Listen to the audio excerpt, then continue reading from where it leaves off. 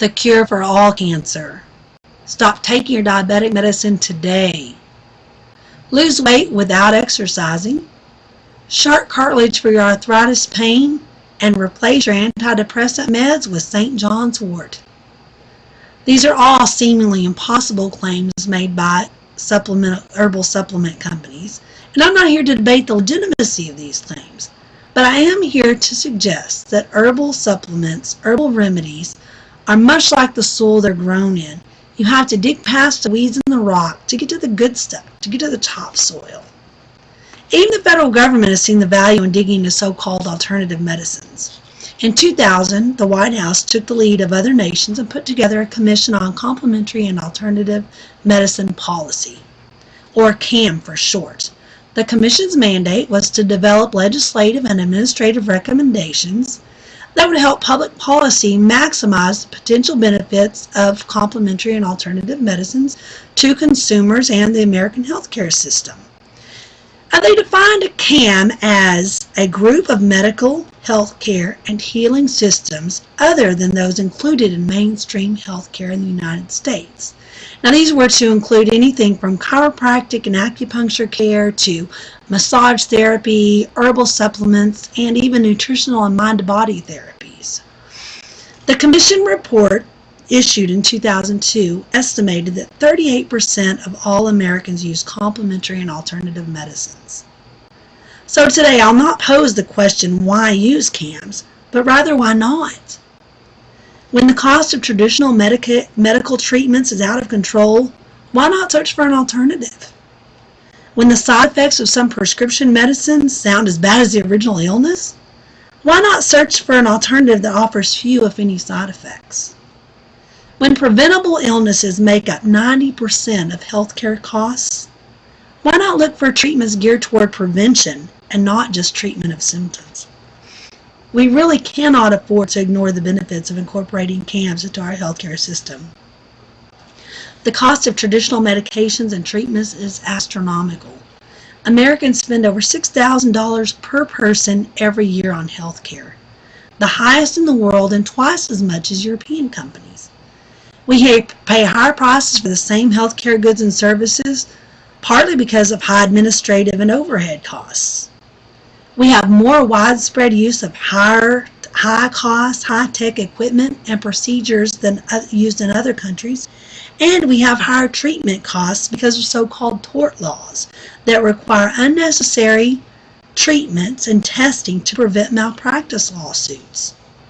Prescription drugs make up 10% of the cost of health care spending in the United States. Spending on drugs rises faster than inflation most years.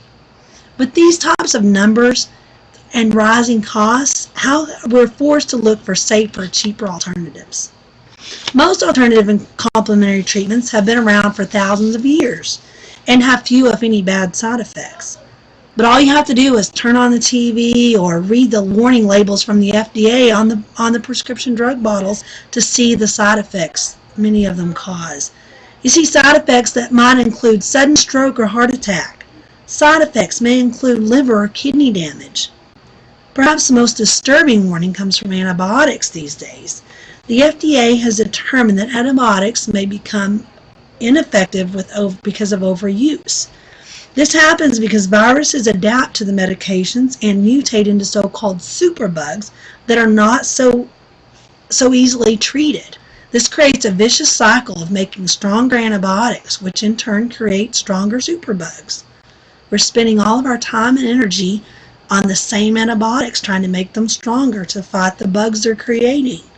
The 2002 CAM report cited the most pressing issue that affects CAMs is the interactions between prescription drugs and herbal medicines. And this is mostly due to a lack of communication between patient and doctors, because patients feel uncomfortable telling their doctors that they're using alternative treatments. They fear they might be ridiculed or even told not to use them. And doctors, in turn, are not well educated in the system of herbal medicines. By definition, these are medicines that are not taught in medical schools to doctors. This issue is becoming less significant because the widespread use of CAMS has created a demand for knowledge. Patients and willing doctors can even go on the internet to prohealth.com to find out whether supplements and prescription drugs might interfere with each other. The United States spends more on healthcare than any other industrialized nation in the world. In many respects, its citizens are not the healthiest. Traditional Western medicines concentrate on treating the symptoms of illness rather than preventing it. CAMS focus on prevention and emphasize physical, mental, and spiritual health. Preventable illnesses make up approximately 80% of all illnesses reported in the United States. They account for 8 out of 9 leading categories of death. With these types of numbers, it's not really hard to see why we need to be focusing on prevention rather than symptoms, rather than treating only the symptoms. I recently experienced firsthand the possibilities of complementary treatments when my mother-in-law had to undergo chemo and radiation. The doctors could only shake their head and wonder, as she seemed never to exhibit the same symptoms as other chemo and radiation patients. She didn't have the weight loss. She didn't have the sickness that caused the weight loss, the constant nausea, the immediate hair loss. None of those things seemed to be affecting her. And as they interviewed her, they found out that the only difference between her treatment and the other treatments was that her family practitioner had suggested a simple herbal supplement to help build her immune system to get through the chemo and radiation. And there was no miracle cure for my mother-in-law's cancer. But because this family doctor saw the benefits of sifting through the weeds to find the good stuff, something that would work for her, Judy Oliver spent several more years than expected in good health, able to be the mother and grandmother that we all cherished. This is why today I pose the question, why not seek out treatments? Treatments that are cost-effective, not harmful, and help to prevent many of these types of illnesses to begin with. I urge you to do the same.